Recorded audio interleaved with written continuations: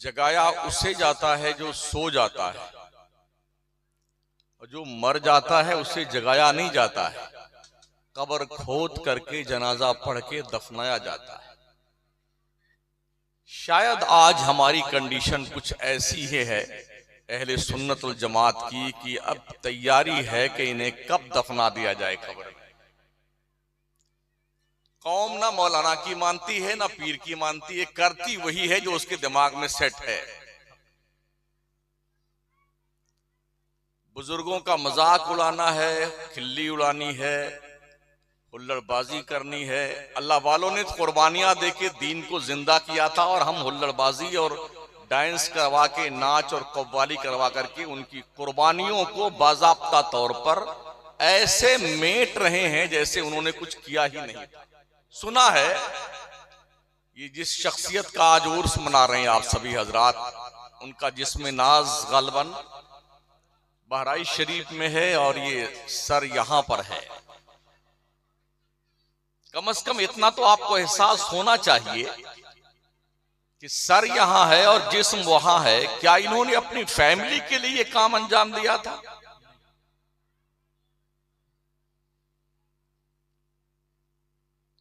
अपनी बिल्डिंग बनाने के लिए, चौधराहट कायम करने के लिए?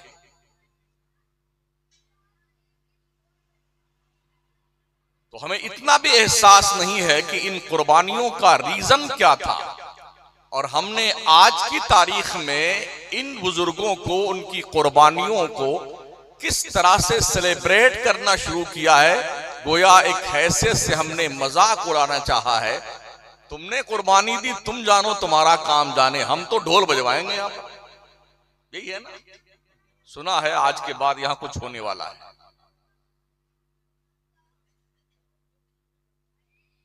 कितने पैसे दिए अल्लाह ने तुम्हें?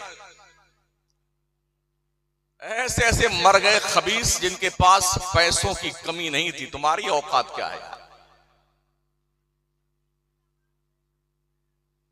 ये नामवर बेनिशा कैसे कैसे, जमी खा गई आसमां कैसे कैसे। अभी जल्दी एक शख्स मरा है हमारे इसी देश में जिसने गालिबन 400 किताबें लिखी थी और 400 करोड़ की प्रॉपर्टी छोड़ा है उसने। मुसलमान नहीं है, गैर मुस्लिम बिरादरी से है वो। मगर मरने के बाद जब उनके बेटों को फोन किया गया अंतिम संस्कार में तो आ जाइए, तो कोई अमेरिका है, कोई लंदन, कोई बर्तानिया का अंतिम संस्कार कर दीजिए, हमारे पास वक्त नहीं है। इसी पिछले हफ्ते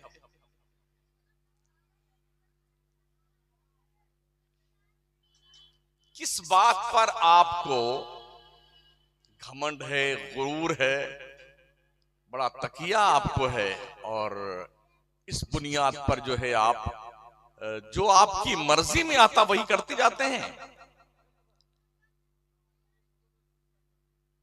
ना ना ना, ये कभी नहीं खामोश होंगी। ये अल्लाह वाली हैं, इनको बोलने दीजिए। हाँ,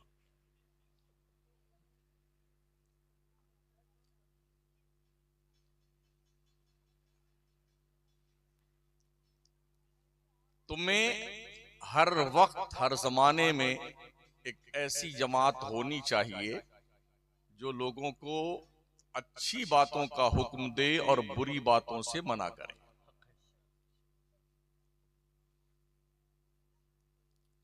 आप जानते हैं खेती बाड़ी करते हैं, जब धान बोया जाता है तो धान के पौधे जब उगते हैं ना, उसके साथ में कुछ और वैसे ही पौधे उग जाते हैं।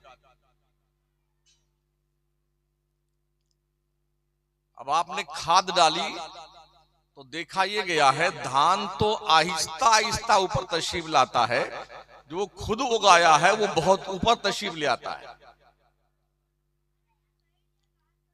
क्या बोलते हैं उसको? लमेरा शायद। हाँ, हालांकि आपने खाद जो है लमेरे के नहीं डाली है, धान के लिए डाली, मगर वो धान से ज्यादा प्रोग्रेस करता है। एकदम हूबहू शक्ल दोनों की मिलती जुलती है। तो लोग क्या करते हैं, खुरपी लेकर के उस ज्यादा पावर के साथ उठने वाले पौधे को, जो धान जैसा होता है, उसे खोद खोद करके खेत से निकालकर बाहर करते हैं ताकि इसको भैंस और गाय और बकरियां खा जाएं। यही करते हैं ना आप। अगर ऐसा ना हो तो ये धान जैसा दिखने वाला पौधा आपके धान का सत्यानाश कर देगा। ऐसे ही अगर नेकियों की बात न की जाए तो बुराइयां इतनी ज्यादा फॉर्म में परवान चढ़ती हैं कि नेकियों का वजूद कहीं दिखाई नहीं पड़ेगा।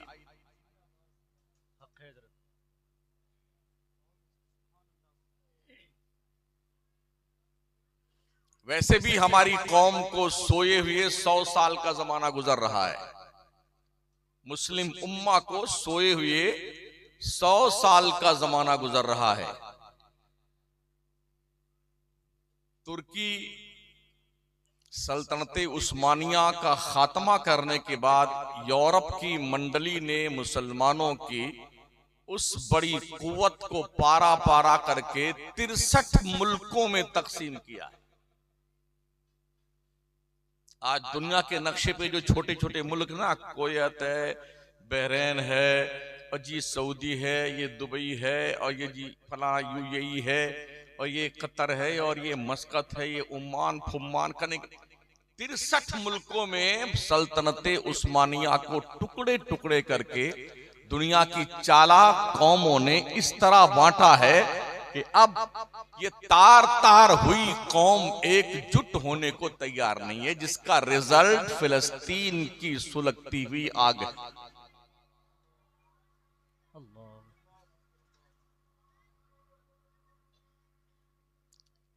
दुनिया के 3 बर्रे आजम पर हम हुकूमत करते थे, 3 बर्रे आजम पर बैक वक्त। आज उस कौम का हाल यह है कि उसके आंसू बहने वाले कोई पूछने वाला नहीं। ये हमारे खुद के हाथ की कमाई है।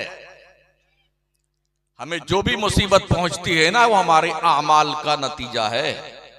वयाफून कसीर, बहुत सारी बातें तो अल्लाह यूं ही माफ कर देता है। ये तो शुक्र मनाओ कि अब तक आप बचे हुए हैं। मोहम्मद अरबी सल्लल्लाहु अलैहि वसल्लम की रहमते आम्मा ने आपको ढांप कर रखा हुआ है। आमाल इस काबिल हमारे नहीं है। अभी हमारे अजीज नात पढ़ रहे थे ना, माशाअल्लाह, किसी को बड़ा जोश आ गया था। मैं पूछ सकता हूं आप में से कितने लोग नमाज पढ़ते हैं?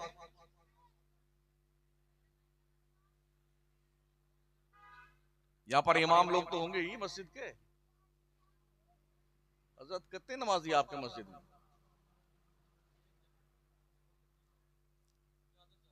25 आदमी ज्यादा से ज्यादा। इतने बड़े नमक हराम हो आप लोग। अल्लाह की रोजी सुबह शाम दोपहर बिल्कुल खाते हो जानवरों की तरह, और खुदा के नाम को कभी भी बुलंद करने के लिए अल्लाह के घर में नहीं आते हो। तुम्हें हया नहीं आती है? शर्म नहीं आती तुम्हें? फिर काय का शौक चल रहा है, अल्लाह मदीने में मौत आए। तेरे बाप का मदीना है?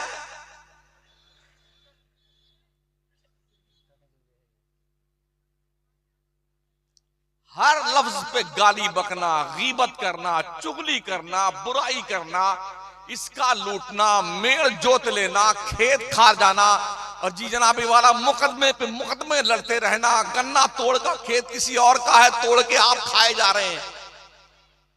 अल्लाह मौत मदीने में। आईने में शक्ल देखी है?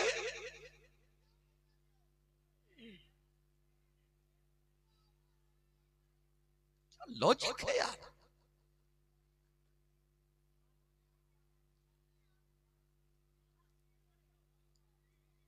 पूरी कौम का कश्मीर से लेके कन्याकुमारी तक मेरा रोज साल के अंदर रूटीन बना हुआ है। शायद 365 दिन में 300 दिन हम मकराना रहते हैं। बकिया 300 दिन बाहर रहते हैं, 65 दिन मकराना रहते होंगे। कश्मीर की वादी से लेकर कन्याकुमारी तक हमारी इस कौम का यही हाल है।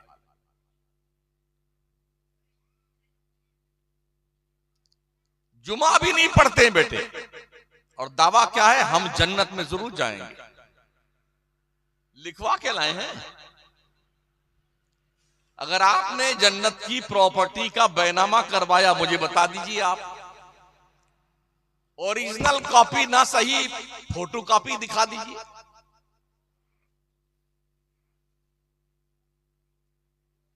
दुनिया चांद पे प्लॉटिंग कर रही है, हमें जमीन पर चलना नहीं आता है। दुनिया तरक्कियात के मनाजिल तय कर रही है और हमारे हालात इतने बुरे हैं। ना तालीम हमारे पास, ना तहजीब हमारे पास, ना इंसानियत हमारे पास, ना हमदर्दी हमारे पास, ना शऊर हमारे पास। बस उलझे हुए हैं। बस थोड़ा सा पैसा क्या आ जाता है, ये टंकी गुब्बारे की तरह फूल जाती है आदमी की। हाँ, और फिर यूं चलता है भैंस की तरह।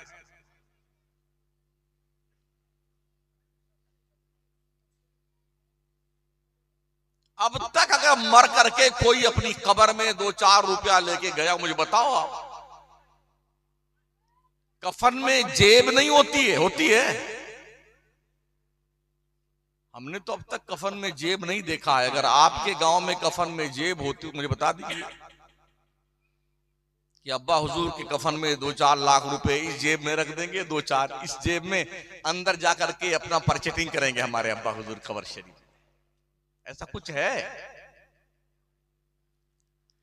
और वैसे भी अगर दौलत का नशा सवार होने लगे या इस टंकी पर गुरूर घमंड की चर्बी चढ़ने लग जाए, तो अपने गांव के कब्रिस्तान में जो अब तक जा चुके हैं, उनकी कब्रों के पास अकेले जाकर के एक बार खैरियत पूछ के आना, अब्बा हुजूर कैसे हैं आप, दादाजी कैसे हो, इस काली कोठरी में आपको नींद आती है, बिस्तर नहीं बिछाया गया आपकी कब्र में, कब्र की नंगी पीठ पर नया नया कपड़ा पहना के आपको लिटा दिया गया, कैसे हैं आप? इस बेंच के गद्दों पे नींद नहीं आती थी, यहां नींद आती है। पंखा भी हमने नहीं लगाया तुम्हारी कब्र में, गर्मी गर्मी लगती है अब्बा जी। ओ सरपंच साहब कैसे आप हैं? प्रधान जी मिजाज शरीफ खैरियत से है आपका? अभी जो जिंदा है उनकी बात नहीं करता हूं, जो अंदर जाते हैं उनकी बात कर रहा हूं। हाँ, अल्लाह सलामत रखे, जिंदा रखे लोगों को। लेकिन जो जा चुके उनसे पूछो आप, अकेले में जाकर। कब्रों से जवाब तो कुछ नहीं आएगा, अलबत्ता तुम्हारे दिमाग की चूलें हिल जाएंगी, अगर एहसास है तो।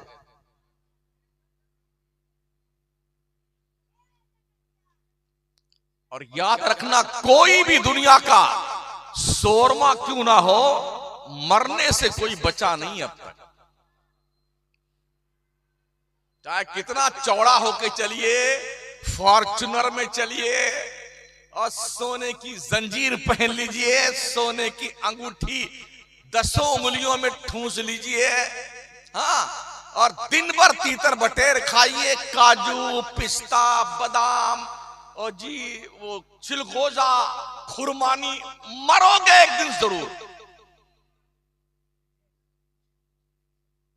अगर दुनिया में मौत का कोई इलाज होता ना, बफर्जे मुहाल अगर मलकुल मौत जिस इंसानी ड्रेस और जिसमें आते दुनिया में, तो दुनिया का हर इंसान अपनी जिंदगी की पूरी कमाई उनके कदमों में पेश कर देता, हजरत कुछ दिन की छुट्टी दे दें आप, ये सारा पैसा आप ले लीजिए, हमको छोड़ दीजिए।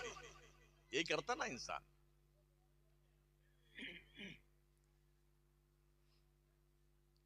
दोस्तों, बुजुर्गों, साथियों, हमने अपनी इस उम्र में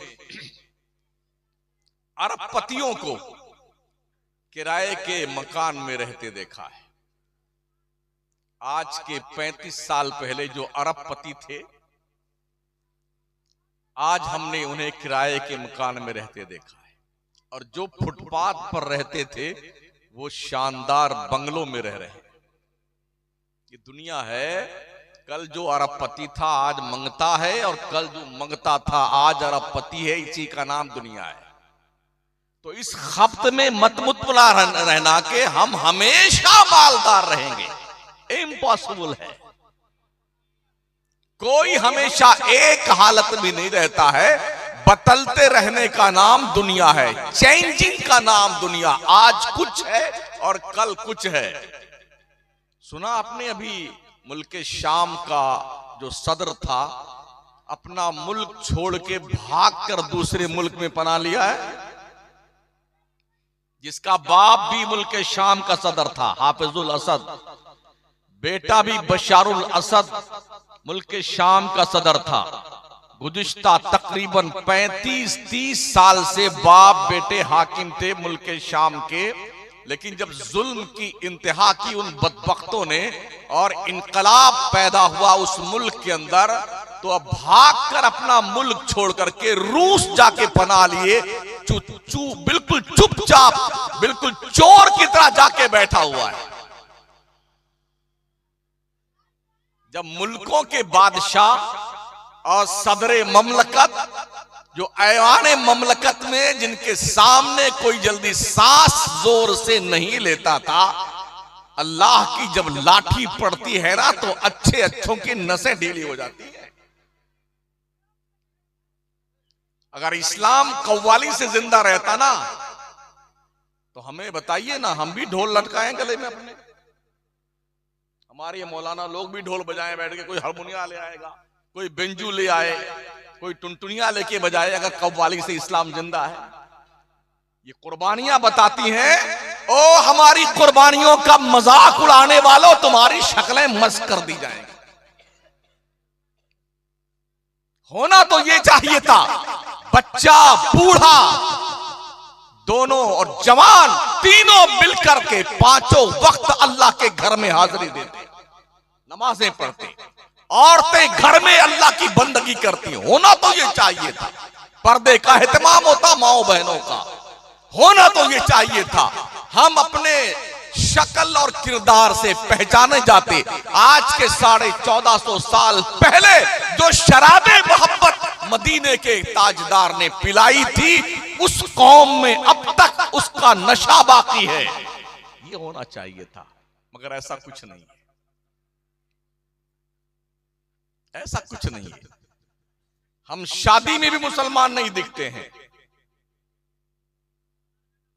गमी में मुसलमान नहीं दिखते, मालदार भी मुसलमान नहीं दिखता और गरीब भी मुसलमान नहीं दिखता। हफ्ते में एक दिन जुम्मा की नमाज पढ़ते हैं तो लगते हैं कि हम मुसलमान हैं। जनाब, सिर्फ जुम्मा के मुसलमान मत बनिए, 24 घंटे के मुसलमान बन के दिखिए। आप लोग देख के पहचाने ये मुसलमान। दुनिया आज आपके किरदार से घिन कर रही है। कभी हमसे लोग मशवरे लेते थे, हमारी मस्जिदों के सामने आकर के अपने बच्चों की शिफायाबी के लिए दुआएं करवाते थे। आज क्या हुआ?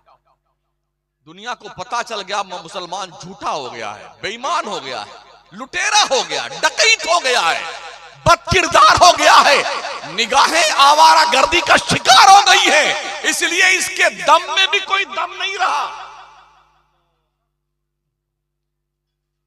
हमने देखा है बचपन में हमारे बिरादरान वतन की औरतें भी अपने बच्चों को, जिनका इलाज डॉक्टर करने से मना कर देता, जाओ कुछ दिन का मेहमान है, वो अपने छोटे बच्चों को लेके मस्जिद के दरवाजे पे खड़ी होती थी और नमाजी नमाज पढ़ के निकलता था, फूंक मार देता था, 2-4 दिन के बाद देखा जाता बच्चा अच्छा हो जाता था। आज क्यों नहीं? कौम का मिजाज ये बन गया है कि हमें आप कुछ मत कहिए, हम तो छुट्टे साड़ हैं, इस खेत में भी मुंह मारेंगे, इस खेत में भी मुंह मारेंगे, हमें कुछ मत कहिए आप। तो हम किस काम के लिए आए हैं? चापलूसी करने के लिए?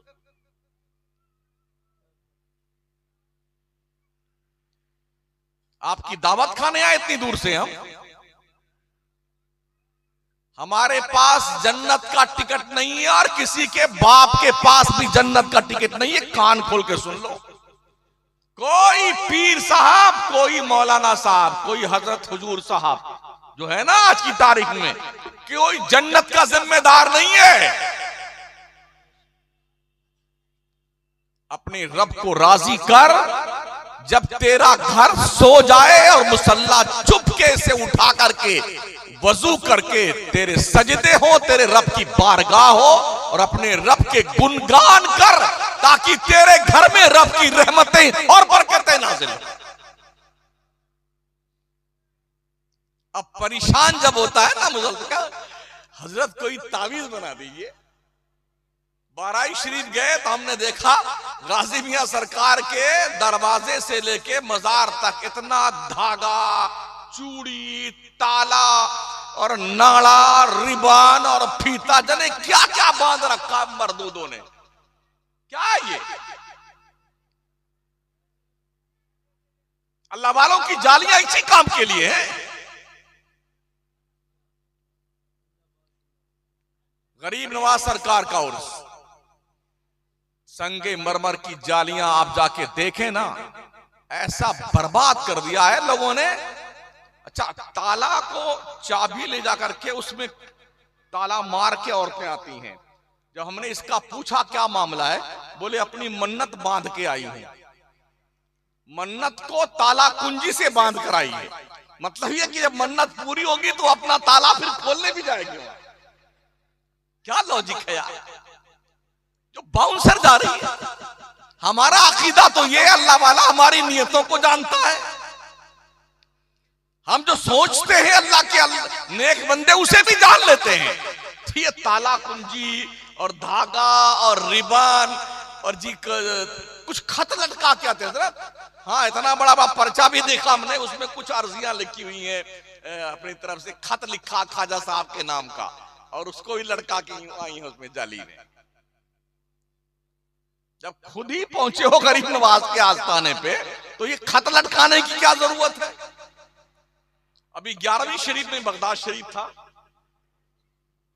गौस पाक के आस्थाने पे मखसूस शब्द जो 11वीं की थी, हजरत सरकार गौसे पाक के आस्थाने करम के सामने बहुत बड़ा सहन है। हिंदुस्तान पाकिस्तान के मुसलमान और मर्द, औरतें और पीर और पीरानियां, हर एक एक पीर 100-100, 150, 50 औरतों को, मुरीदा को लेकर के पहुंचा हुआ था वहां पर जी। गौस पाक के मेन गेट के सामने पूरी रात कोई 50 चिराग बैठे जलाकर बैठा हुआ चिराग देख रहा है, कोई मोमबत्ती जला के मोमबत्ती देख रहा। अरे हमने कहा बेगैरतो, तुम्हें हो क्या गया है? दरियाए रहमत के पास पहुंच करके अपना चिराग देख रहे हो तुम। आफताबे विलायत का दर खुला हुआ है, उधर नहीं, यहां पीर साहब लिए बैठे हैं 25-50 मुरीदा को, सबको चिराग दिखा रहे हैं। एक ट्रैक्टर की लॉरी भर करके उस रात में लोगों ने चिराग और मोमबत्ती जलाया गौस पाक के आस्थाने पे। क्या है ये? दिल के फफूले जल उठे सीने के दाग से, इस घर को आग लग गई घर के चिराग से। सलामुन अला इबादिहिल्लज़ीन इस्तफ़ा, अम्मा बाद।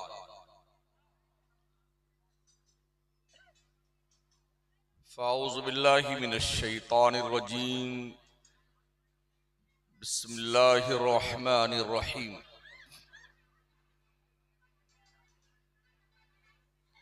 वलतकुम मिनकुम उम्मतुन यदऊना इलल खैर यामुरूना बिल मारूफ व यनहौना अनिल मुनकर। आमन्तु बिल्लाहि सदक़ल्लाहुल अज़ीम व बल्लगना रसूलुहुन नबियुल अमीनुल करीम व नहनु अला ज़ालिका लमिनश शाहिदीन वश शाकिरीन सुभान अल्लाह। वल्हम्दुलिल्लाहि रब्बिल आलमीन। आमीन अल्लाह।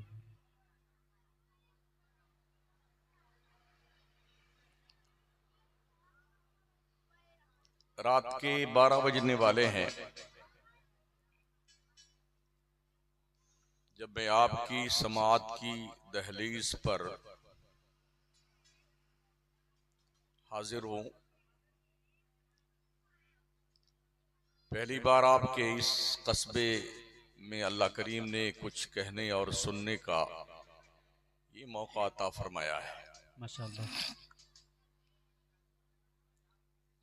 मेंबरे नूर पे जमात अहले सुन्नत के बहुत ही मुअक्कर और जिम्मेदार उलमाए किराम जलवा फरमा जलवाबार हैं। अहले सुन्नत की अजीम दीनी दरसगाह दारुल उलूम अहले सुन्नत फैजुर रसूल के सदर मुदर्रिसीन साहब भी जलवा फरमा हैं।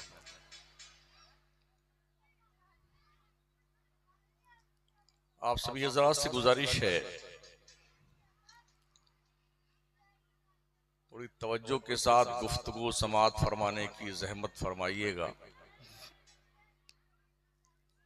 वैसे भी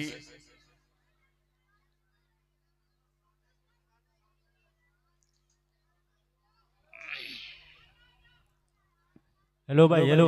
अरे खामोश हो जाओ मेरे भाई, थोड़ी देर के लिए खामोश रहो आप हज़रात।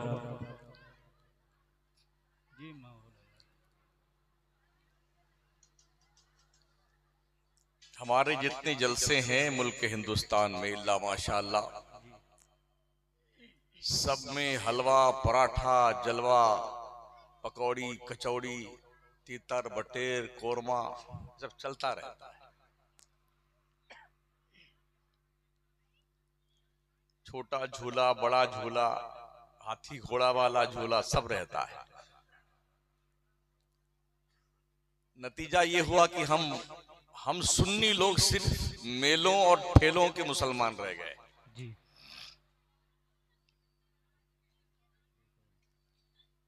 ये बिदाते सैया किसने डाली है, इतना मारा जाएगा वो खबीस कि उसकी शक्ल नहीं पहचानी जाएगी। जलसे होते थे कौम की इस्लाह के लिए, मगर अब जलसे बिजनेस और कारोबार बन गए हैं।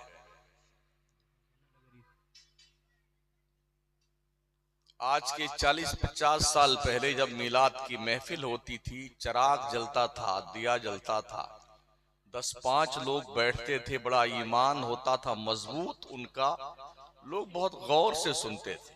सुभान अल्लाह। जिन्होंने वो दिन देखा है उन्हें पता होगा, मगर आज नहीं। दुनिया इतनी तरक्की कर चुकी है, इतनी तरक्की कर चुकी है कि अपना कद इतना ऊंचा हो गया है, दीन को बैक साइड में डाल दिया है और अपने आप को फ्रंट पे हम ले आए। अवाम से लेके खवास तक अलग अलग कैटेगरी है और अपनी अपनी चॉइस है।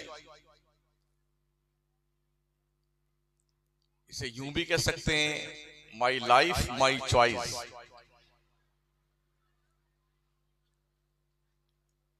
शायद इस तनाजुर में गुफ्तगू करना एक टेढ़ी खीर के बराबर है। मेरी तकरीर में कोई नारा नहीं लगाएगा, वैसे मैं नारा लगाने वाली तकरीर करता ही नहीं हूं।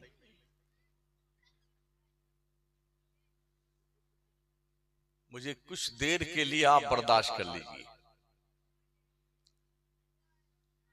दुरूद शरीफ पढ़ लें। अल्लाहुम्मा सल्ली अला सय्यिदना मौलाना मुहम्मद व अला आलिहि व अस्हाबिहि व बारिक वसल्लिम। सलातुन व सलामुन अलैका या रसूल अल्लाह।